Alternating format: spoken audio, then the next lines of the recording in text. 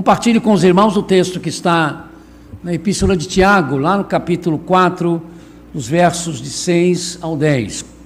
Tiago 4, de 6 ao 10, o tema da nossa reflexão é quando a tolerância e a intolerância são necessários. Tiago 4, de 6 ao 10. Acho que vamos ter a ajuda aqui então da nossa mídia, não é? Para que todos possamos ler numa mesma versão. Vamos ler? Mas ele nos concede graça maior. Por isso diz a Escritura: Deus se opõe aos orgulhosos, mas concede graças aos humildes. Portanto, submetam-se a Deus, resistam ao diabo, e ele fugirá de vocês. Aproximem-se de Deus, e ele se aproximará de vocês. Pecadores, limpem as mãos, e vocês que têm a mente dividida, purifiquem o coração. Entristeçam-se, lamentem-se e chorem, troquem o riso por lamento e a alegria por tristeza. E humilhem-se diante do Senhor, e Ele os exaltará. É bem propício isso, né? O texto bíblico pede que nós choremos e troquemos os nossos risos pelas lágrimas. O mundo vive uma situação e tantas coisas chegando perto de nós que é isso que realmente nós temos de fazer. Em 2011, a Igreja Evangélica do Senhor Jesus, na Etiópia, uma denominação luterana e reformada, hoje com cerca de 10 milhões e 500 mil membros batizados, rompeu oficialmente os seus laços e toda a cooperação com a Igreja Evangélica Luterana na América e com a Igreja Luterana da Suécia, ou simplesmente Igreja da Suécia. Razão do rompimento: a permissão da Igreja Luterana na América e da Igreja da Suécia do casamento entre pessoas do mesmo sexo e a ordenação de pastores gays. Recentemente, a Igreja da Suécia nomeou como bispo luterano de Estocolmo uma pastora casada com outra pastora. No outro dia, ao rompimento, a grande mídia americana e a mídia sueca explicavam o rompimento como um ato de intolerância e fundamentalismo da igreja africana, ao que a igreja etíope respondeu dizendo: não somos intolerantes com as pessoas, mas não podemos tolerar a desobediência à palavra de Deus. Somos intolerantes com a desobediência à palavra de Deus. Nessa semana que se foi, representantes da igreja anglicana de 52 países, incluindo a igreja anglicana da Nigéria, que tem 30% de todos os anglicanos do mundo, anunciaram o rompimento com a comunhão anglicana e a filiação à chamada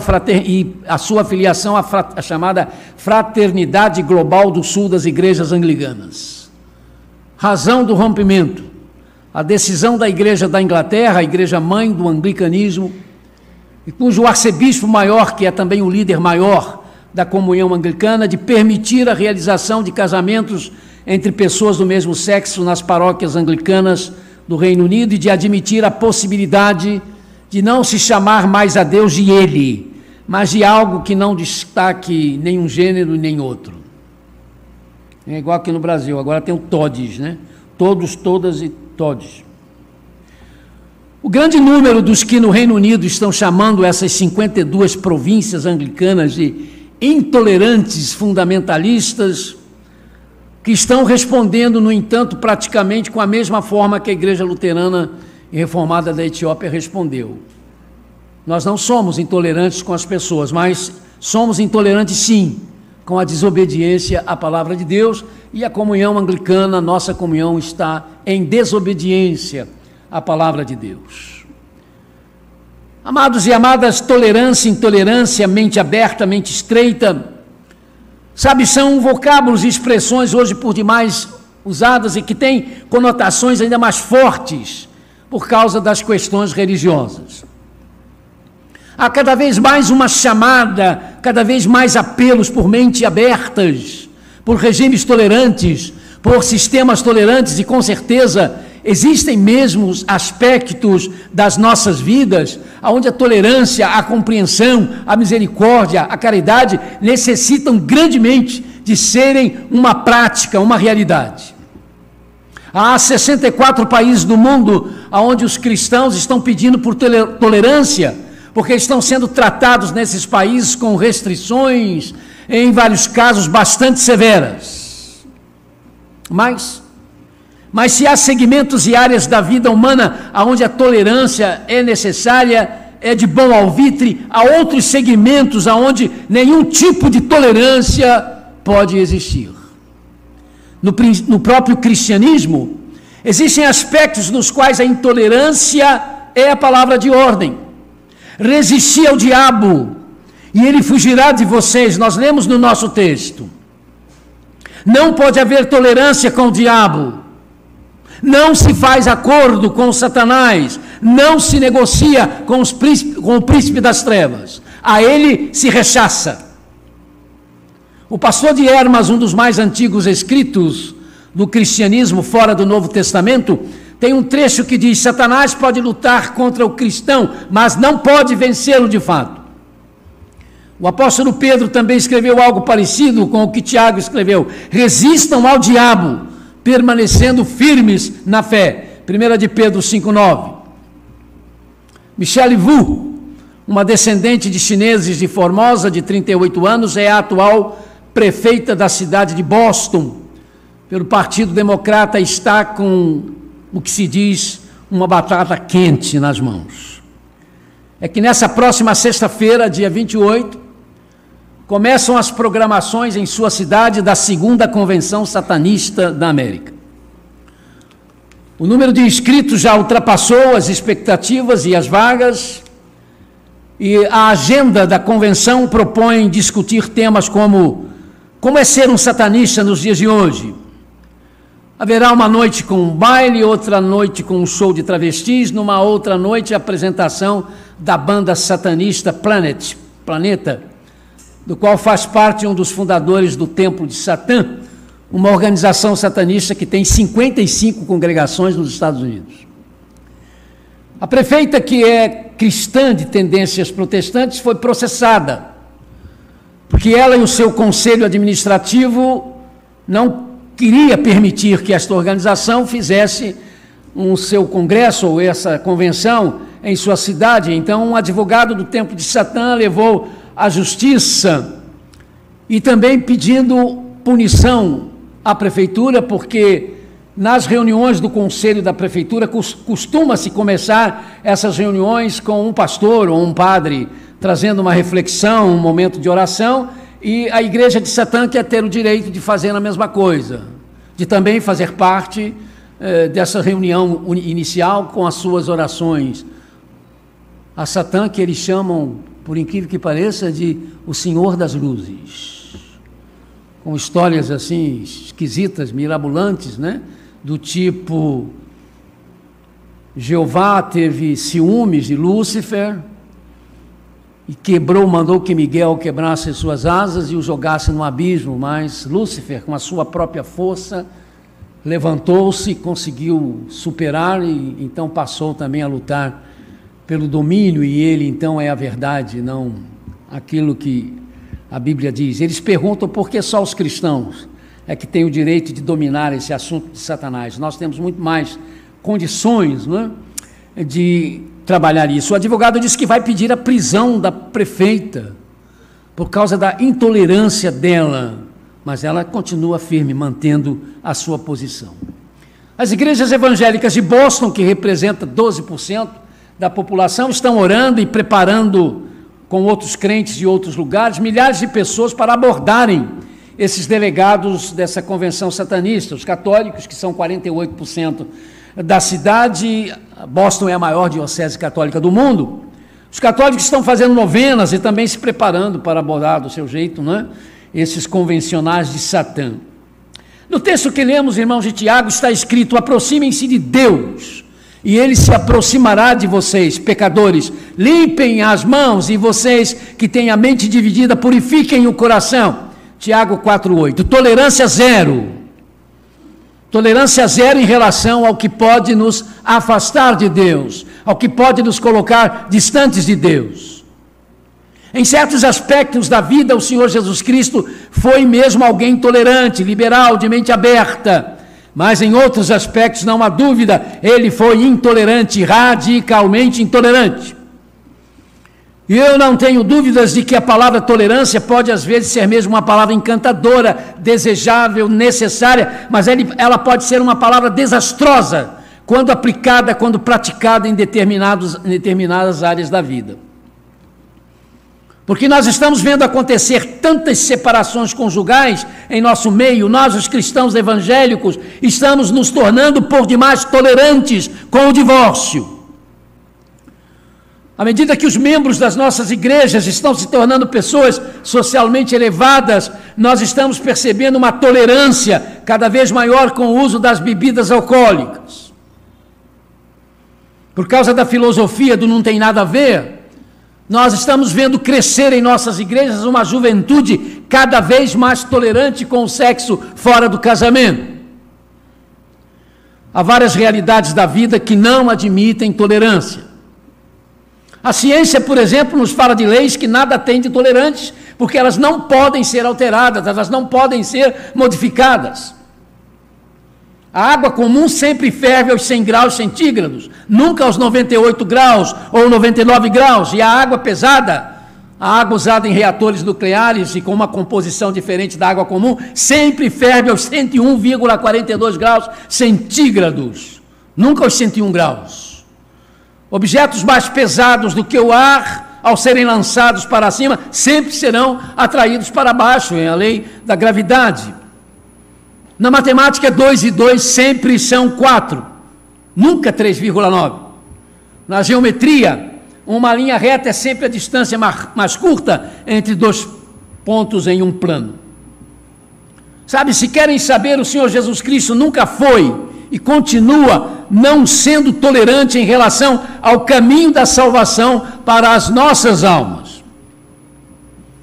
Jesus Cristo, que desceu do céu à terra e depois subiu de novo para o céu, sabia melhor do que ninguém qual o caminho para o céu, e por isso ele diz: entrem pela porta estreita, pois larga é a porta e amplo o caminho que leva à perdição, e são muitos os que entram por ela. Como é estreita a porta e apertado o caminho que leva à vida, e são poucos os que a encontram.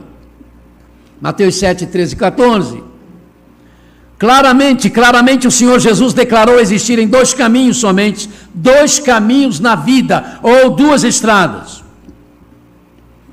Um caminho ou uma estrada é o caminho amplo, confortável, liberal, em termos de fé, de convicções e de moral. Um caminho mais fácil, popular, descuidado, um caminho light.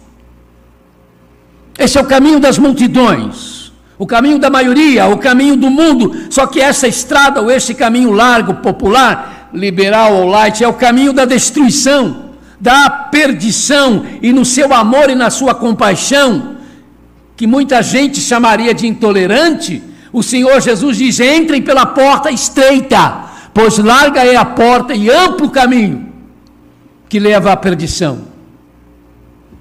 Sabe, estão aparecendo cada vez mais pessoas que acusam a mensagem cristã acerca do que Jesus Cristo fez por nossa salvação como algo de uma estreiteza, de um radicalismo, de uma intolerância a toda prova, a ponto de dizer: como é que há gente hoje com coragem de dizer que crê numa coisa dessa? Para imaginarmos como Jesus Cristo ficou na cruz, em nossa linguagem comum, vamos imaginar alguém linchado, alguém que foi chutado, esbofeteado, arrastado por meio de pedras, e o seu corpo agora está inchado, desfigurado, da sua cabeça escorre sangue causado por pontas de espinhos.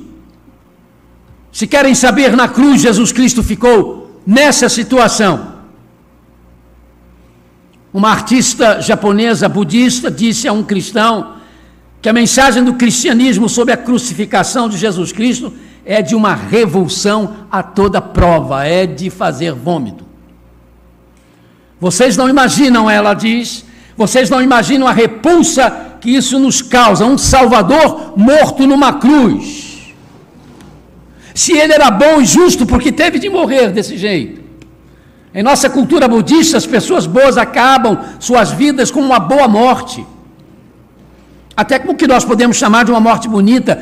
Como é que alguém morreu dessa forma abominável para ser o Salvador das nossas almas? Verdade, disse o cristão. A cruz é algo violentamente indecente, mas jamais conseguiremos alcançar todo o significado da imagem de Jesus Cristo na cruz, porque essa vítima não é apenas uma vítima inocente, ele é o Deus que se fez gente, ele é o próprio Senhor da vida e da morte em forma humana, se deixando matar para que nós tivéssemos vida para sempre. Toda esta brutalidade foi por causa do meu e do seu pecado. O cristão disse àquela poetisa. Sem medo de errar, sem vergonha alguma de dizer, nós dizemos, é verdade. Essa é uma mensagem estreita, intolerante, fora de Jesus Cristo, morto numa cruz por causa dos nossos pecados. Não há perdão para os nossos pecados. E sem o perdão dos nossos pecados, nós estamos perdidos. Para sempre. Fora de Jesus Cristo ressuscitado, por mais irracional e anticientífico que isso pareça, Jesus ressuscitou, não há esperança de vida eterna no sentido completo da palavra vida para ninguém. Tendo feito o que fez por nossa salvação, o Senhor Jesus não pode mesmo ser tolerante com as pessoas que se mostram indiferentes à sua mensagem de salvação, de redenção. Por isso ele diz, quem não é por mim é contra mim. Mateus 12:30, se você não está seguindo Jesus, você está seguindo no caminho contra ele. Não sou eu que estou dizendo, ele disse isso. A indiferença para com esta mensagem é obra de Satanás, na mente, nos corações das pessoas. Por isto, com Satanás não pode haver diálogos, não pode haver negociações. Com ele nós temos de ser radicalmente intolerantes. O Senhor Jesus nos fala de duas estradas ou de dois caminhos, também nos fala de dois reinos, de dois mestres e de dois destinos na eternidade. Mas ele diz, eu sou o caminho. Eu sou a verdade e a vida, e ninguém vem ao Pai senão por mim. João 4,6, ó que estreiteza de mensagem, alguns dizem isso, pasmem. Mas na Catedral Nacional de Washington, uma igreja episcopal que foi usada pelo Dr. Billy Graham para pregar, depois dos ataques de 11 de setembro aos Estados Unidos, uma mensagem de conforto, de esperança para a América. Recentemente um pastor pregou dizendo o seguinte, sem dúvida, João se equivocou. Jesus nunca disse eu sou o caminho, a verdade e a vida, porque isso é de uma estreiteza, isso é de um radicalismo impossível para fazer parte do repertório das palavras de Jesus Cristo. Mas Jesus disse, eu sou a verdade, eu sou o caminho, a vida. Não tem para onde corrermos, irmãos, porque se não acreditarmos nisso, vamos acreditar no quê? Esse é o grande problema da palavra de Deus, quando ela se coloca diante de nós e requer que nós creiamos nela como palavra de Deus, a autoridade final para aquilo que cremos e praticamos e ensinamos. Porque se você disser, isso aqui é verdade, mas isso aqui não é verdade, cuidado, porque é igual aquele jogo de damas que você vai botando as pedrinhas uma atrás da outra, você tocou numa, vai cair tudo, vai derrubar tudo. Se uma não é verdade, porque a outra parte também é verdade. Bem, eu posso não escolher Jesus Cristo como o meu caminho, mas aí não vai haver saída. Meu caminho será aquele caminho amplo, aparentemente agradável, mas que me levará à perdição eterna, conforme ele mesmo diz, porque só o caminho que começa na cruz de Jesus, um caminho estreito, desagradável, aos olhos desafiador, é que me conduz à vida eterna. Esta é uma mensagem intolerante? Esta é uma mensagem estreita? Sim, mas esta é a mensagem. Esta é a mensagem. O apóstolo Pedro não tinha dúvidas acerca disto, por isso mesmo, sob ameaça de prisão, junto ao apóstolo João, ameaçado como ele, disse sobre Jesus: não há salvação em nenhum outro. Estão escutando, autoridades de Jerusalém? Não há salvação em nenhum outro, pois debaixo do céu não há nenhum outro nome dado aos homens pelo qual devamos ser salvos. Atos 4:12. Mas a sociedade do mundo hoje não aceita isso. Não, todas as religiões levam a Deus. Não levam. Há um só nome que pode nos levar a Deus: Jesus Cristo. Não tem saída. Não estou dizendo que as religiões não são boas. Boa parte das religiões são boas, têm ensinos importantes, filosofias interessantes, mas não apontam Jesus como Senhor e Salvador. E quando fazem isso, se tornam péssimas, horríveis, maléficas, porque afastam as pessoas da verdade do Evangelho. Sem exagero, querido, se eu pregasse isso em determinados lugares do mundo, de forma pública, eu nem acabaria o sermão. A polícia já estaria aqui para me pegar e me levar preso. E às vezes a gente se assusta com os países que estão acontecendo isso. Não faz muito tempo no Canadá. Canadá é exemplo de liberdade para onde os Duke Homers, para onde os menonitas, para onde os amishes correram em busca de socorro, porque eram extremamente perseguidos na Europa Oriental, e fugiram para o Canadá e foram recebidos de braços abertos. Recentemente um pastor resolveu pregar num bairro que se diz gay. Ele botou seus alto-falantes e foi logo dizendo: eu não estou aqui para julgar ninguém, eu não estou aqui para condenar ninguém, eu só estou aqui para falar que Deus ama vocês, Deus ama todos vocês. Querido, não conseguiu completar o sermão, a polícia chegou e o levou algemado. O senhor está provocando tumultos, só vai acabar acontecendo uma guerra aqui. E ele ficou espantado, olhado para a polícia, porque a polícia disse: não, o senhor está contrariando a lei. Isso no Canadá já não é mais referência, então, de um país onde o Evangelho podia ser pregado livremente até bem pouco tempo. O apóstolo Pedro não tinha dúvidas sobre isso. Não há salvação em nenhum outro nome. Com outras palavras, o apóstolo Paulo ensinava a mesma coisa quando escreveu a Timóteo, 1 Timóteo 2,5: pois há um só Deus e um só mediador entre Deus e os homens, Cristo Jesus, homem. E Jesus Cristo diz: ninguém pode servir a dois senhores, pois odiará um e amará o outro, ou se dedicará a um e desprezará o outro. Vocês não podem servir a Deus e ao dinheiro, por exemplo. Mateus 6,3. Não há dúvidas de que em muitas ocasiões tolerância é a conduta certa, a conduta correta, até mesmo em certas questões onde muita gente acha que não se pode ter tolerância, pode haver tolerância. Faltou muita tolerância nas nossas eleições passadas, podia haver tolerância. Não havia necessidade das radicalizações que aconteceram. Eu estava uma vez assistindo uma partida de futebol entre o Santos e o Fluminense. Perto de mim estava um pai com o seu filho, e eles eram alemães, e vieram conhecer o Maracanã. Nós nos entendemos nesse inglês meio macarrônico, mas deu para entender, e eu respondi algumas perguntas. Era engraçado, porque eles ficaram perto de mim, não é? E com a pessoa que eu estava, com outro rapaz, e quando o Santos avançava e chegava na área do Fluminense, ele se levantava. Aí quando o Fluminense ia para lá e chegava na área do Santos, ele se levantava também. E eu ficava olhando, mas é natural, irmãos, ele não estava ali torcendo por ninguém. Ele estava apreciando o espetáculo, ele estava vendo o espetáculo.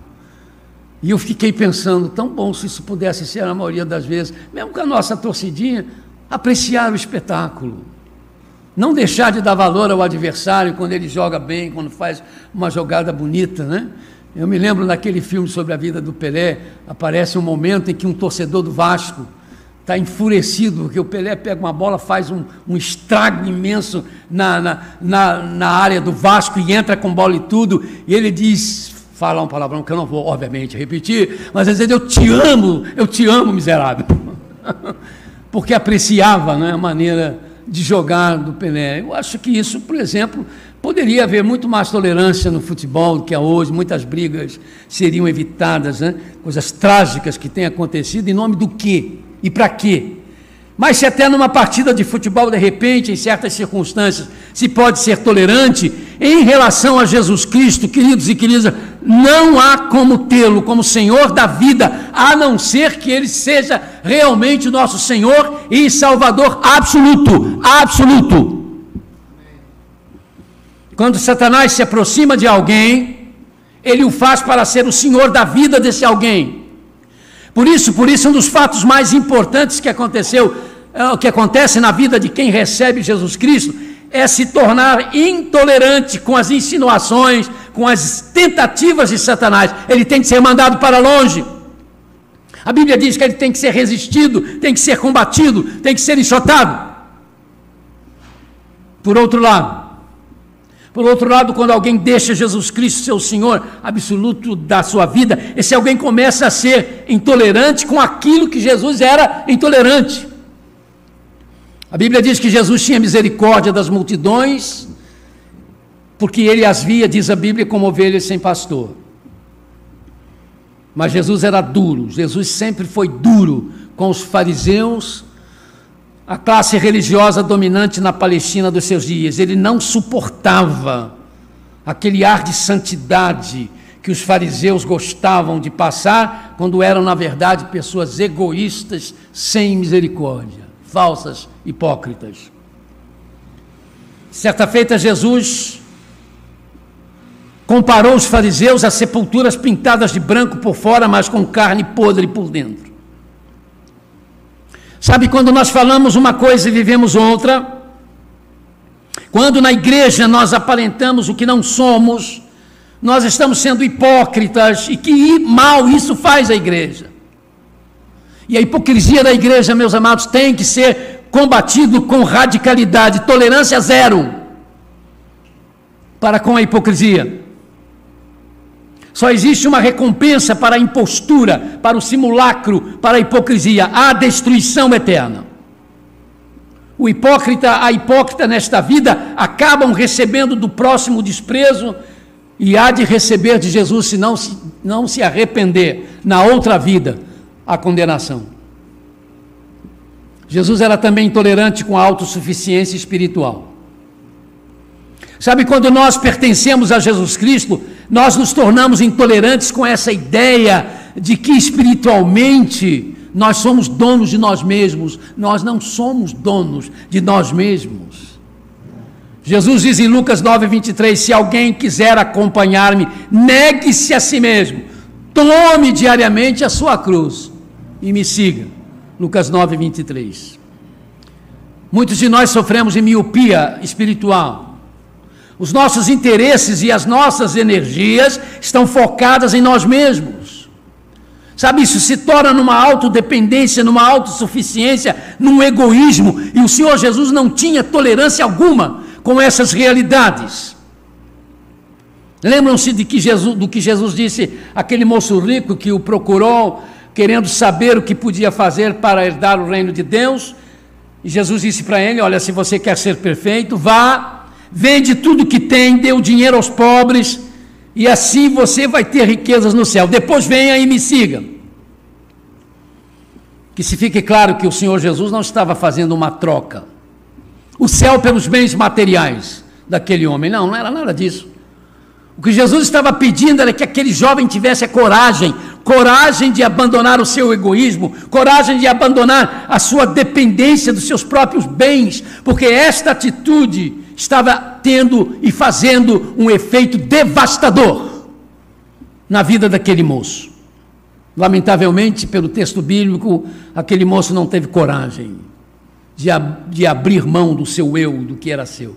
Jesus Cristo nunca disse nada contra a profissão de pescador, ao contrário. Ele usou a pesca para ilustrar seus ensinos, mas Pedro, Tiago e João, por causa de Jesus Cristo, um dia tiveram de deixar de ser pescadores. Não puderam mais ficar em seus barcos e ganhar a vida pegando peixes. Apesar de cobradores de impostos serem pessoas odiadas pelos judeus, Jesus não condenou esta profissão, ao contrário, ele tinha amigos cobradores de impostos, e desses amigos ele cobrava honestidade na cobrança dos impostos. Mas Mateus, um cobrador de impostos, teve de deixar de lado essa profissão rendosa para seguir Jesus. Não há duas realidades que consigam afastar tão depressa dos propósitos de Deus para a vida de alguém. Não há realidades que possam afastar a sua vida dos propósitos de Deus tão rápido do que essas: hipocrisia e autossuficiência espiritual. Ambas endurecem o coração, ambas cauterizam a consciência, e com ambas nós temos de ser radicalmente intolerantes, porque elas são insinuações diabólicas para nos impedir o acesso a Jesus Cristo. É preciso ser, repito, totalmente intolerante com o diabo. O texto que lemos nos diz: portanto, submetam-se a Deus, resistam ao diabo, e ele fugirá de vocês. Não se pode dar espaços a ele, Satanás. Ele não é só um inimigo invisível, ele é um inimigo tremendamente astuto, que sabe o quanto eu e você somos vulneráveis por causa das nossas limitações humanas. E então ele vive em busca de alguma brecha, de alguma oportunidade crítica, caótica, propícia para invadir avassaladoramente a nossa vida, de forma avassaladora a nossa vida, e nos derrubar, nos destruir. Mas ele pode ser resistido, ele pode ser combatido graças ao amor de Deus. O Espírito Santo de Deus que reside em nós nos dá autoridade para dizer a Satanás: vai-te, Satanás, para longe de mim, Satanás. A partir do momento que nós tomamos Jesus Cristo como Senhor e Salvador absoluto, a partir desse momento o Espírito Santo nos ajuda a fechar as brechas. Sem a ajuda do Espírito Santo nós não vamos conseguir, mas o Espírito quer nos ajudar. Ele nos auxilia a tapar os espaços da nossa vida, para que possamos resistir ao diabo e fazê-lo ir para longe, para bem longe de nós. Sejamos radicais nisso. Sejamos radicais nisto por causa de Jesus Cristo. Não vamos tolerar o que Jesus não tolera. E se você ainda não veio a Jesus Cristo, venha agora, para que isso seja possível, para que você também possa não tolerar aquilo que Jesus não tolera. E não tenha medo, querido, porque aquilo que Jesus não tolera, quando você também não tolera, significa paz, felicidade, significado para a sua vida. Haja o que houver, aconteça o que acontecer. Que Deus nos abençoe. Amém. Vamos fechar um pouco os nossos olhos, enquanto cantamos o hino 254. Eu gostaria de aproveitar esta oportunidade durante o cântico para dar uma oportunidade a você que está conosco. Eu não conheço todas as pessoas, não sei quantas já fizeram a sua decisão real ao lado de Jesus Cristo, já o recebeu como Senhor e Salvador absoluto. Não sei quantos aqui podem dizer que o Senhor é o Senhor da sua vida e que você tem procurado não ser tolerante com as coisas que ele, Jesus, não é tolerante, que você compreende quão deve ser o domínio dele sobre a sua vida. E isso começa quando você admite que você é pecador, que os seus pecados precisam ser abandonados, mas que o perdão para os seus pecados foi conseguido na cruz por ele, somente ele, Jesus Cristo. E se esse for o seu caso, você quiser vir a Jesus, dar sua história, sua vida a ele, enquanto a igreja estiver cantando e os irmãos estão cantando, mas ao mesmo tempo orando, onde você estiver, ali na galeria, direita, esquerda, lá no anexo, é só você levantar uma de suas mãos para que um dos pastores da igreja possa ir até você e orar por você nessa oportunidade. Não vou dizer mais nada, vou apenas acompanhar o hino com a igreja, e essa será a oportunidade que vamos dar nesta noite. Sem Cristo nada seria, sem Cristo não sei andar. Se houver alguém na internet que queira fazer esta decisão, use o chat da igreja para deixar o meio de nós nos comunicarmos.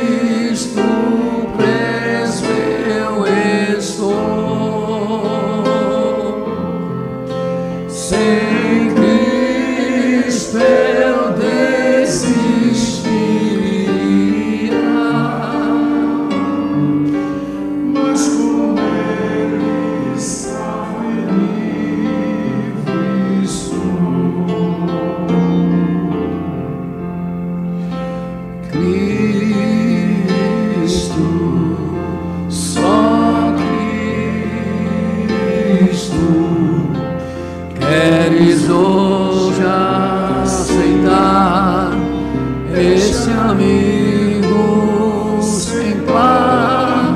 Só Cristo, só Cristo, sem Ele não há salvação.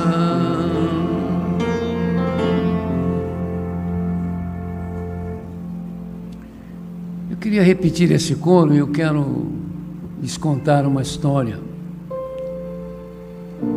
Elvis Presley morreu por excesso de remédios. Ele chegou a um ponto na sua vida que ele não dormia se não tomasse remédios, não acordava se não tomasse remédios. A história de que foi excesso de drogas, eram drogas de remédio, não eram drogas. Mas um pastor cuidou dele durante os meses finais da sua vida. E foi feito a esse pastor que dirigiu a cerimônia fúnebre dele, se ele acreditava que Elvis Presley tinha voltado para o Senhor, porque desde criança ele foi criado na igreja, e ele disse: eu vou mostrar para vocês uma gravação que ele fez para mim, quando eu perguntei a ele: como é que está a sua vida com Jesus Cristo, Elvis? E ele cantou esse hino que nós acabamos de cantar. Sim, vamos repetir o coro.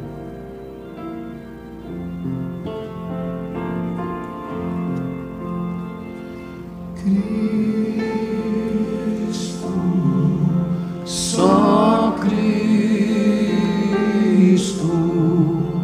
queres hoje aceitar esse amigo sem par? Só Cristo, só Cristo, sem Ele não há salvação.